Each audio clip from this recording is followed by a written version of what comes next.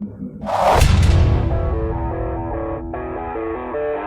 welcome vets to Veterans Nations, brought to you by veteransnetwork.net. My name is Mike Dowling, and I'm joined with my co-host Trevor Scott and Mr. Rick Seaman, our Vietnam vet and producer. And over there in the back, we got our sound man, Mr. Rydell Danzy, Army veteran. All right. Welcome to the show. So, fellas. Here we are, proud to be here. And shall we start with a dedication? As always. Let's do it. All right. And also proudly, we will dedicate today's segment to the Navy's 5th Fleet.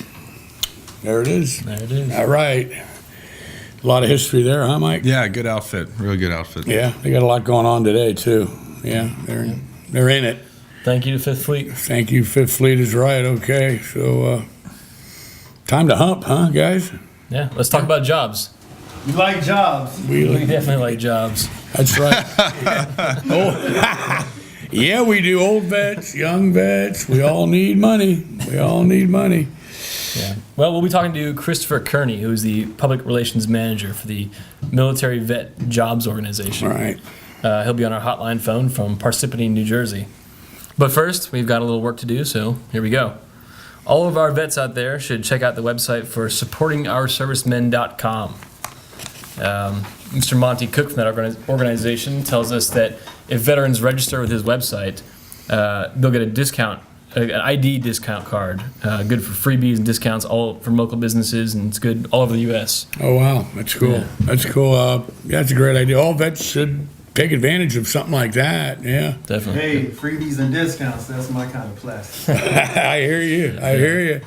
What is what all things does the cards cover? Well, there's a lot of local businesses that participate in it, but it's discounts and freebies to restaurants, entertainment, legal services, consumer goods, certain medical services, and even some counseling. Cool. Now, do they have to pay a fee for these cards? It's free. No, It's all free. Yeah, free, just right. sign up on the website and get a free card. Nice. Right, that's good stuff. Yeah. Well, let's see. Here's some more stuff, since we'll be talking about employment here shortly. A recent study by the Center for the New American Security, a Washington think tank, said businesses want to hire new vets because they believe they have leadership qualities, teamwork skills, character, discipline, expertise, and loyalty. We don't argue that. True. But they go on to say, envisioning how vets might fit into various company environments is a different matter. Okay? That's what this study says, which included interviews with 87 businessmen, and it represented 69 different companies. And this report states that the most prominent obstacle to hiring veterans is that veterans often have a hard time translating military skills into civilian job qualifications. Well, okay. Okay, well, and these employers also added the following concerns. One, that troops with PTSD, post-traumatic stress disorder, may be damaged or have violent tendencies. Secondly, that National Guard and Reserve troops could be called up for duty, leaving the company shorthanded.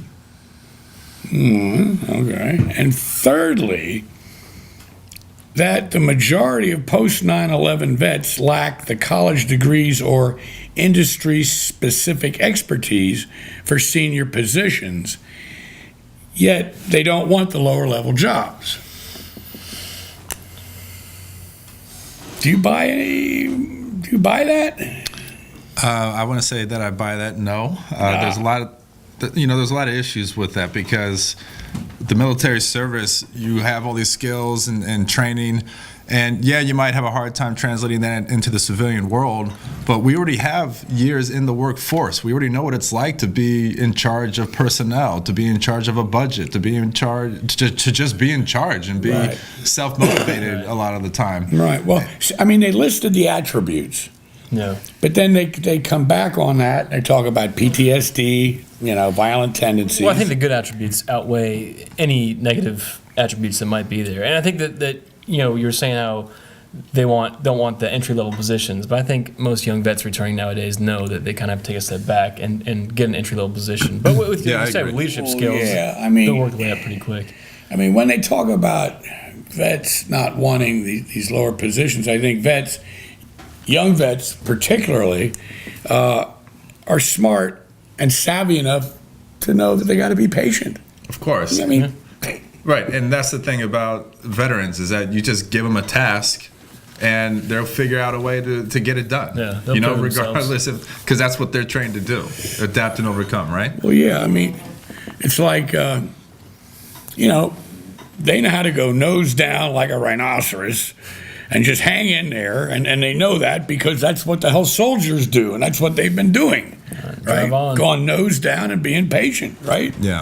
Right. Definitely. I mean, Yeah. that vets have more perseverance than probably any civilian has, just because of the pure nature of their business. Definitely. right. And I mean, of course, unless a vet has these, amazing entrepreneurial skills and savvy for whatever reason, other than that, a vet should not expect to be able to come out and be the CEO of a business in 12 months. Right. No, Right. I mean- No. And the other thing about that is it mentioned, that they might not want to hire them because if they're in the reserves, because then they might have to be deployed and they might have to hire someone else or something yeah. like that. Well, I mean, if I own a business, I would be proud that I have employees that are serving the country and going overseas, and so I can say I'm a veteran supportive company in that way. And they're disciplined. They have drive and Yeah, ambition. yeah, and I hear what you're saying, Mike, but you got to put yourself in this corporate frame of mind and put yourself in these corporate shoes, and you know how they think. If I got a reservist and he leaves on me, I'm stuck. Yeah, because by law they have to give them their job back. And by law, Like they I said, should. I can understand that, but I think we're in a generation now where I wonder how many senior level executives are military veterans themselves. Because I think we're in a transition period now where a lot of Vietnam veterans are retiring, Right. and are no longer in those kind of levels. So I'm just curious as to what kind of percentage of executive leadership are actually veterans. And I would think. question. I would think the senior vets and their business owners now would give them a leg up, and maybe that's something that really America and the public has to think about in the case of these reservists, because hey, reservists are bearing a big chunk of the burden in these wars we were fighting. Yeah. I mean, a lot of that stuff was reserves. yeah, So if that's the case, then I think we should have some kind of law that says you have to accept the fact that they may be called back. That's it. You have to, and you have to hire them. And that's just the way it's going to be. yeah. What do you think, right, Dal? Have you had any friends, any experience any of these issues? Well, first I want to say that it sounds like it's the same argument that they made as far as women entering the workforce at one point in time and them getting pregnant and taking off and saying, oh, we're going to have to rehire them or it's going to leave a hole in the company. I know me personally, when I got out and I made that transition, it was difficult for me because I found the civilian life to be very inefficient. And it was like you were saying, putting your nose to the ground and just making something happen. That wasn't really allowed, or it was seen as a negative because it's geared more towards of a 40-hour work week instead of a project-oriented system. So for me, it was hard on that level, but I was able to go out and get jobs left and right. Yeah. And everybody else that I know, they have been able to go out and get jobs. And as far as being like the CEO or not taking that entry level, I think we all realize that we are coming in an entry level. I think that the problem would be is if you already had that job and then you took off and then had to come back and then start all the way over again. I think that would wreak havoc on your own psyche. And then that could go into the other problems that we had talked about earlier. Yeah, and I think that's one of the most unenforced and abused laws that we have in this country. And because those laws about coming out of a military situation and getting your job back and going right back where you were, that started in World War II. And from that day on, it was abused. Nobody obeyed the law. Nobody enforced it. So, and now the excuse today is, oh, well, he was gone for a year. The technology changed so much in a year that we'd have to retrain him. Well, you know what I say? You gotta retrain somebody. Yeah, Retrain him. Yeah. It's disconcerting to know that a company would, think that way. I mean, here's a veteran going off to fight Yeah. for your capability to do what you're doing, and you want to allow them to come back because their technology's out of date. I don't. Yeah. Yeah. It doesn't make sense to me. It doesn't bode well with us, but unfortunately, I think, the lawmakers and the public just needs to get slapped upside the head once and say, Yeah. hey, wake up. Come on, get with it, Because, face it, you talk about patience, any serviceman or servicewoman who hung in for 6 years, 8 years, 10 years, multiple deployments, right? You talk about patience? Yeah. Is that not patience, right? It's a ultimate Yeah. test of patience. So, I don't know.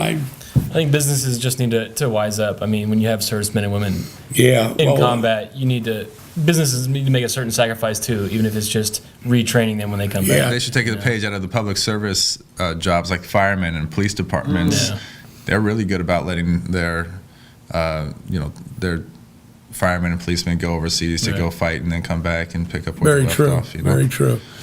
Right. Because with them, you're not going to get, the technology changed while Sure. you're gone. Yeah. You still got to reel in the hose and open the fire. Now, I'm not saying that there's not a lot of Yeah. modern technology in fighting fires there. Those guys are always doing a better job of it, technologically and everything else. And I'm sure they have no problem retraining firemen if there are updates in firefighting. Yeah. I think it's a cop-out. I think it's just a damn cop-out. Thank you. Yeah. I agree. I really do. To put it bluntly. I really do. Well, here's something. Since we're going to have, was it Christopher Carney? Right. On the phone, and he's with, what's his company? He's with Military Vet Jobs. Yeah. We know that organization. I'd like to get his take on this. Yeah, let's See how hear it. that goes. So, we take a break. Let's do it. Be right back. All right.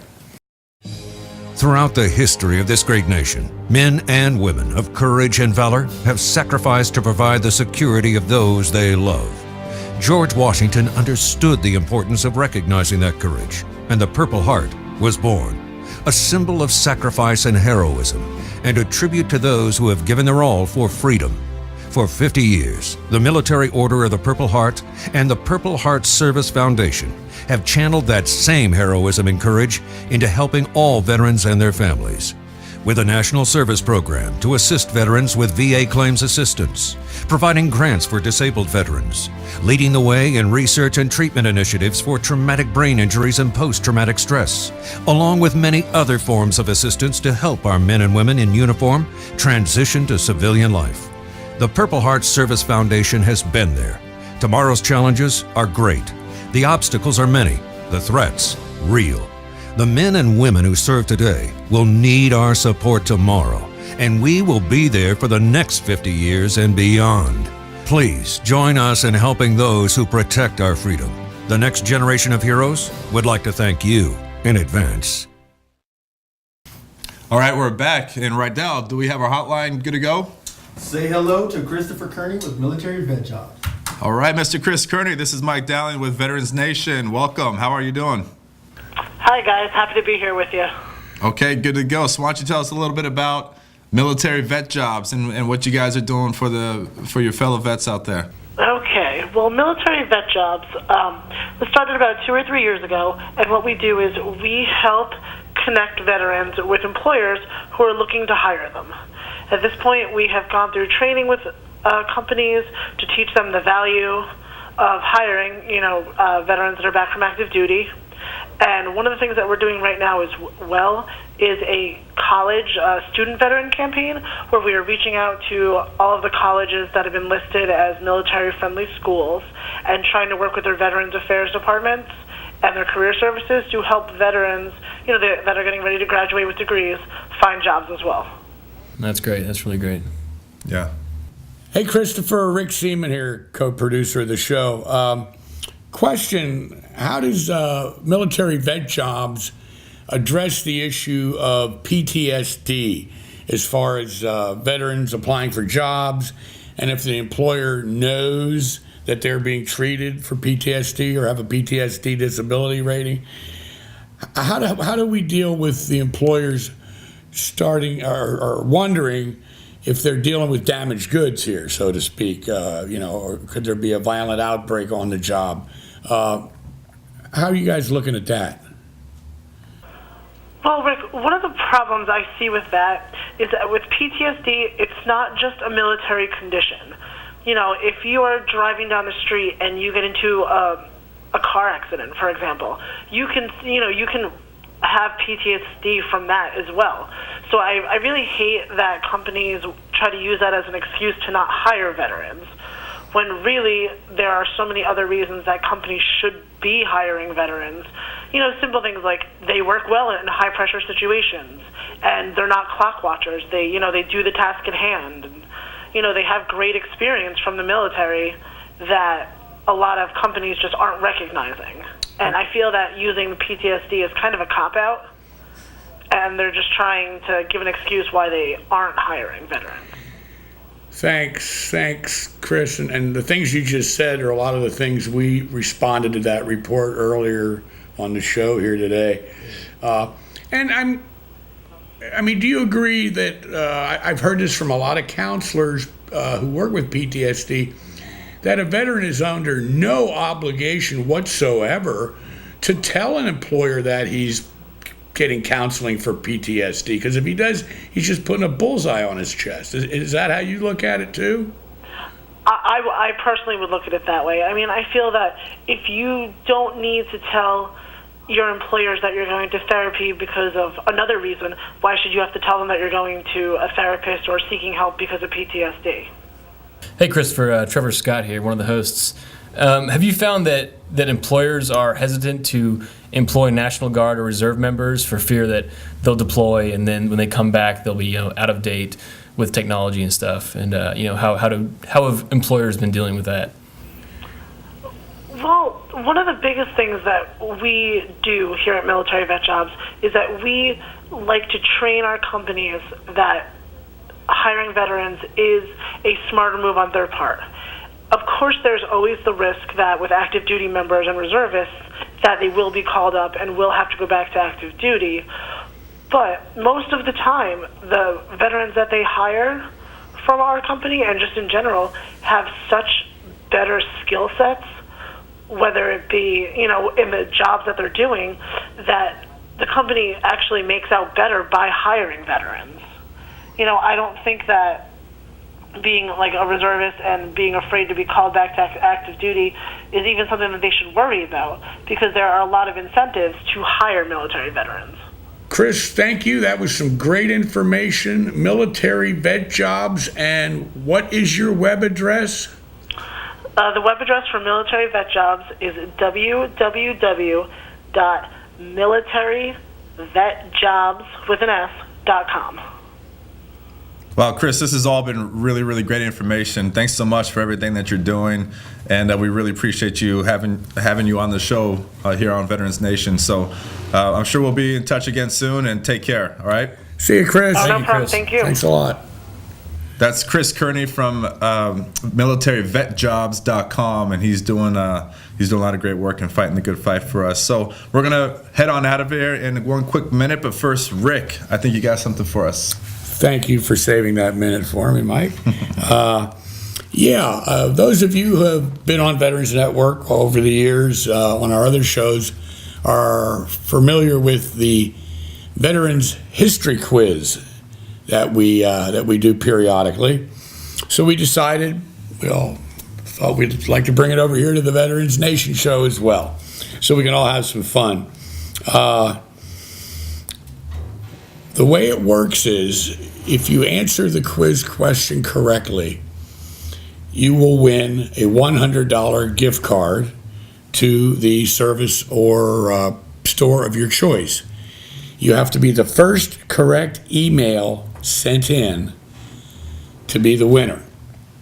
And the email address is, as always, info@veteransnetwork.org.